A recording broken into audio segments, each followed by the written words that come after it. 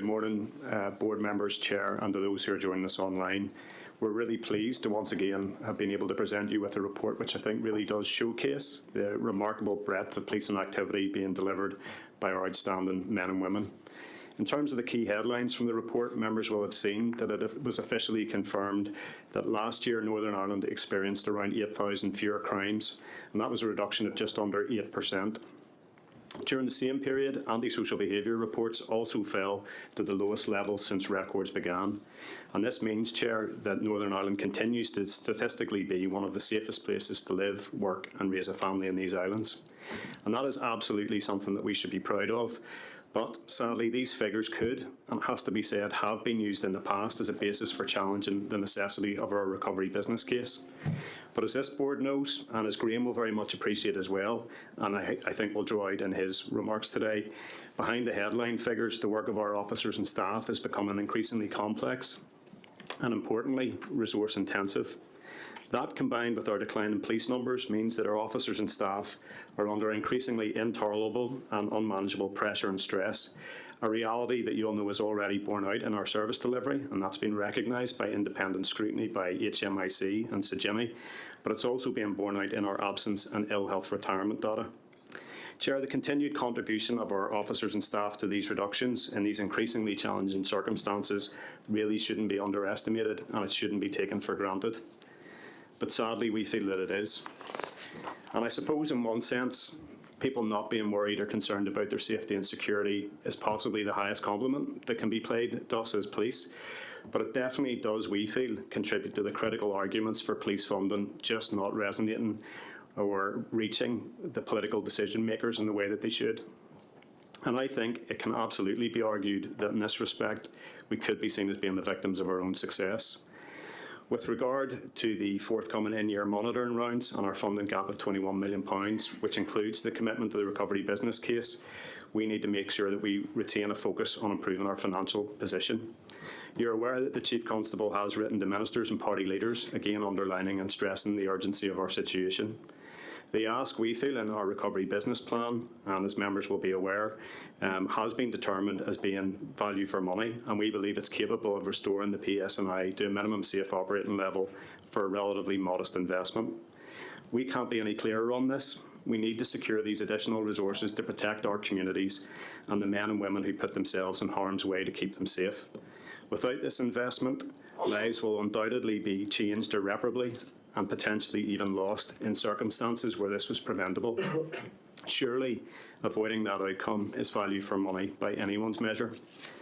We're grateful and we want to put on record our appreciation to the board and the Justice Minister for their continued support and advocacy, and we would strongly urge other party leaders, ministers and MLAs to prioritise support for policing in the upcoming monitoring rounds. The tragic death of Garda Kevin Flatley in County Dublin last month, I think, was a sobering reminder to us all about the risks that police officers take day in, day out for their communities. And I had the privilege of representing the PSNI at Kevin's funeral, and I know that you'll join me in sending all of our thoughts again to his loved ones and his colleagues. Here too, in recent weeks, we've again seen serious assaults, vehicle rammings and other threats to our officers as they continue to literally place themselves in harm's way to protect the public. This was perhaps most dramatically evidenced on Sunday the 18th of May, when armed response unit officers had to discharge firearms in a 2-hour standoff with an individual clearly in significant distress who pointed a firearm at them in High Street in Bangor. Having reviewed the circumstances surrounding the discharge of the police firearms, the police ombudsmen have confirmed that they are now not opening an investigation. So I'd like to take this opportunity to pay tribute to the officers who I think demonstrated exceptional professionalism, courage, resilience and restraint. A 45-year-old male was subsequently charged with possession of a firearm and with intent to cause fear of violence and assault on police. You've mentioned that, Chair, assaults on our officers are a daily reality for them, but they should never be seen as part of the job or indeed tolerable. Not only do they have a huge impact on the officers and their families, but they also directly impact the service that we provide to the public by removing officers from our front line. And you've alluded to the Federation's forthcoming campaign, and that impact will be the key message of the campaign, which is entitled Let Them Protect, and we'll see that launched later this month. Underlining the unique circumstances which we continue to face in our still divided post-conflict society, we continue to have to confront acts of intimidation and division in the form of displays of paramilitary and racist materials. We continue to take robust, proportionate and lawful action, working closely with communities, partners and elected representatives to remove offensive material and, importantly, to hold those responsible to account. Now, next week I'll be meeting again with the Minister for Infrastructure to discuss how we can further improve our joint working in this area, which of course will be particularly relevant as we move into the summer. In recent months as well, Chair, public attention was also drawn to the very serious allegations of sectarianism within the police service made by a retired police officer. Sean's claims understandably caused great public concern. The type of behaviour that was alleged was, as I said at the time, absolutely disgraceful and not reflective of our culture. The claims caused great distress too to many in the organisation, but in particular those who were closest to the claims and the officer himself. And since the last board meeting, Sean has of course now unequivocally retracted his allegations. He's acknowledged that they were unfounded and he's expressed deep regret for the distress that's been caused. I'm relieved that Sean has done this, and I think, to be honest, it's the best possible outcome for everybody, including Sean himself. I want to place on record my own, as well as the Chief Constable's appreciation for the professionalism, the integrity and the dignity that was displayed by both Sean Servin and his retired colleagues from the O12, or the Black TSG as they're known, throughout this entire incident.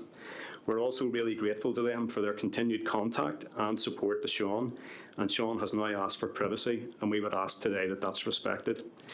I want to take the opportunity, however, to reassure the board that we're in no way complacent or defensive about the potential for wrongdoing or poor behaviour within our workplace. As we've told you previously, in line with our commitments to be workforce focused under the policing plan, we are actively developing a deep dive survey that will allow us to better evidence culture within the organisation and hopefully provide you and the public with reassurance. In the last 2 months as well, the Chief Constable has personally convened 4 fast-tracked special case misconduct hearings. 3 of these hearings were in respect of inappropriate material in private WhatsApp groups, discovered as part of a police ombudsman investigation, and a further hearing related to substance misuse. All 4 officers were dismissed by the Chief Constable. A strong demonstration, I feel, that we remain absolutely committed to maintaining the highest standards in policing and speeding up misconduct processes. Looking ahead this month, Chair, we'll see the commencement of our peak period for parades, bonfires and events.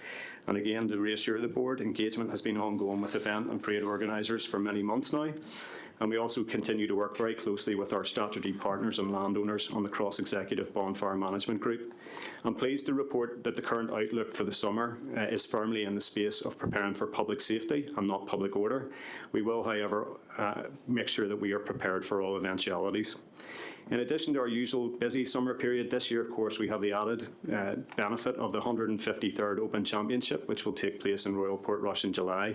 Events of this scale showcase the very best of Northern Ireland, and policing will play a critical part in making sure that the event is possible.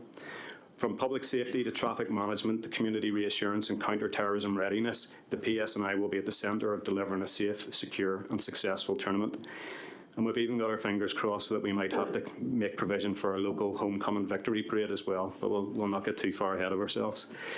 Chair, policing has this month, as always, been the subject of much discussion and debate, but conscious that members have notified a number of questions for us, I'll just leave it there for now. Thank you.